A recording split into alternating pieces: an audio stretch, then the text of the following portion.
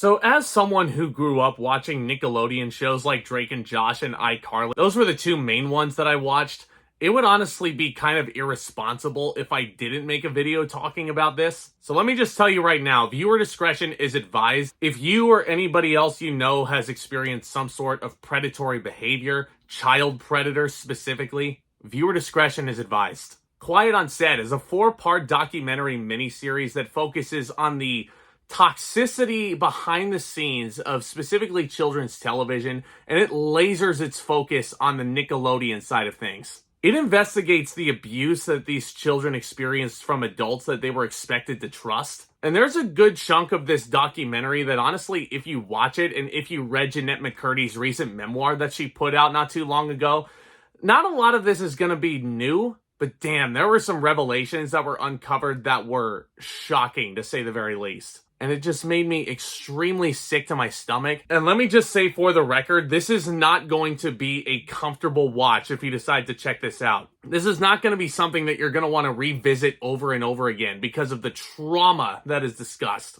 I will say that the series is presented extremely well, and I think the talking heads that they get for this provide a lot of detailed insight. And every single talking head on here, I commend for their courage and their bravery. And my full sympathy goes out to every single person who is affected by these people. Because good God, some of the power-hungry behavior that they were exposed to and the disgusting behavior that one specific person was exposed to, it's maddening. Absolutely maddening. Dan Schneider, you're a national embarrassment.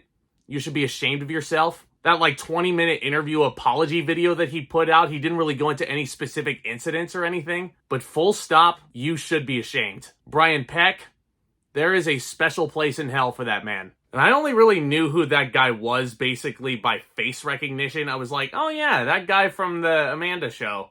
Fucking weirdo. Little did I know that he was a deranged predator. Just a horrible human being. And this is where I kind of have to get into spoiler territory here. So if you haven't seen Quiet on Set, this might be where you want to pause it if you're curious about watching it and don't want to be spoiled. But I can't discuss this series without getting into some of the topics that they delve into. And again, if any of these topics trigger you, you've been fairly warned. But probably the biggest surprise and the biggest name that is recognized out of the talking heads that appear on this documentary is the one and only Drake Bell. Now, let's say that Drake Bell has had a very tumultuous up and down career, especially over the past couple of years or so. He's gotten into some trouble in the past that a lot of people, I feel like, took out of context. I'm not going to sit here and say that Drake Bell is any sort of saint or anything, and credit to him for owning up and actually being responsible, and that when he is taken to court over stuff that people all know that he did, he pleads guilty. He knows he did it. And there was a point a couple of years ago where Drake Bell, I guess, went missing and people thought he died.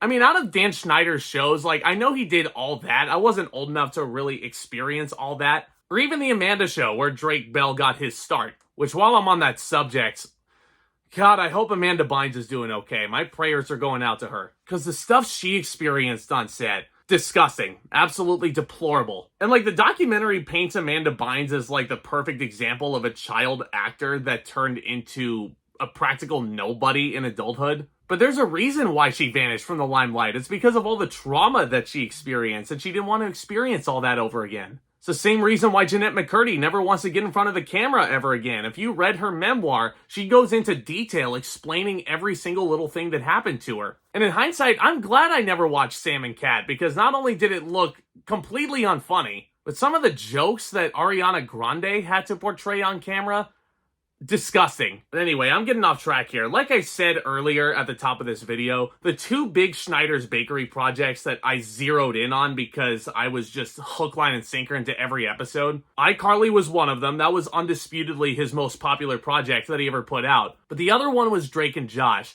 That is a show that I can still throw out a random quote to people, and chances are they'll know what I'm talking about. That's because the odd couple buddy dynamic between Drake Bell and Josh Peck was so freaking endearing, and their chemistry was so wonderful together. And even though, yeah, nobody's perfect, yeah, Drake has done some horrible crap in his life too, he had a lot of demons he was fighting because of what Brian Peck specifically had put him through back in the day. And that led to a humongous domino effect. And it's so damning because Drake was only 15 when all that shit was going on. And I'm hopeful that this guy is finding peace with the situation now. And I just have so much more respect for Drake Bell, more so than I ever did.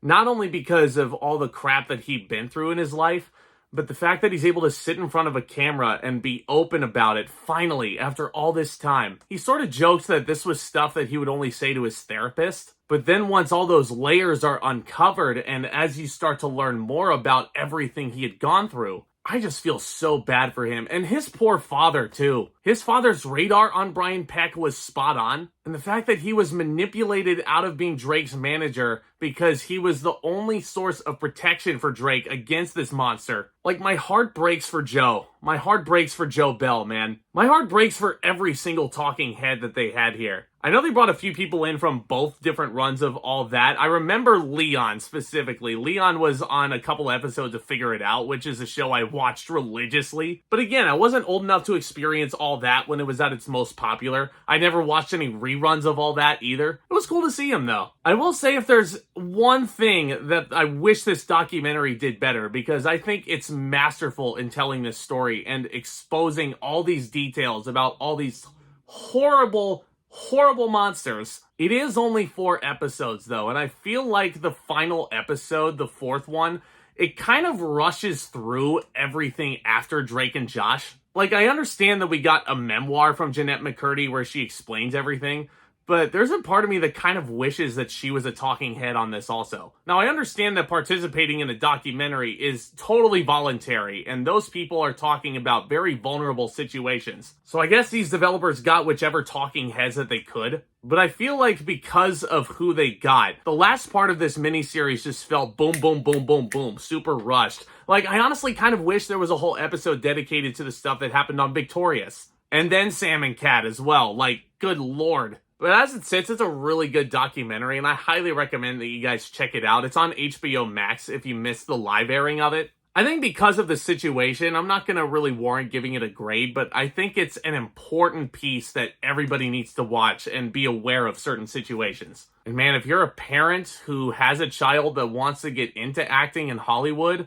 after watching this documentary, I highly advise you to consider all of the options and all the ramifications before allowing your child to step foot into that realm. Because that's another thing that they touch on in this documentary, man. It really does feel like a lot of these people's childhoods were lost in all this. And it really does make me appreciate the work that the kids put into these things and the parents for their dedication in taking these kids to rehearsals and to shoots. But I really, really, really hope that this miniseries raises awareness for many years to come. Let me know your thoughts of Quiet on Set down in the chat. I know this isn't really a fun topic to discuss here, but again, I'd kind of feel irresponsible as someone who loves Drake and Josh and loved iCarly growing up if I didn't at least address it in some form. But I'd love to hear all of your thoughts as well. This is a safe space for you guys. If you guys need to vent about anything regarding this series, if you guys have any thoughts about it, let me know down in the chat. Stay tuned for more content still to come and a lot more fun content. Yeah, I think that's about it, guys. Thank you again for letting me ramble on for a little bit. It's, again, like I said, not an easy topic to talk about, but it's important that I raise awareness about this series and the whole situation. Y'all are the best, guys. Take care. With all that being said, back talk commence.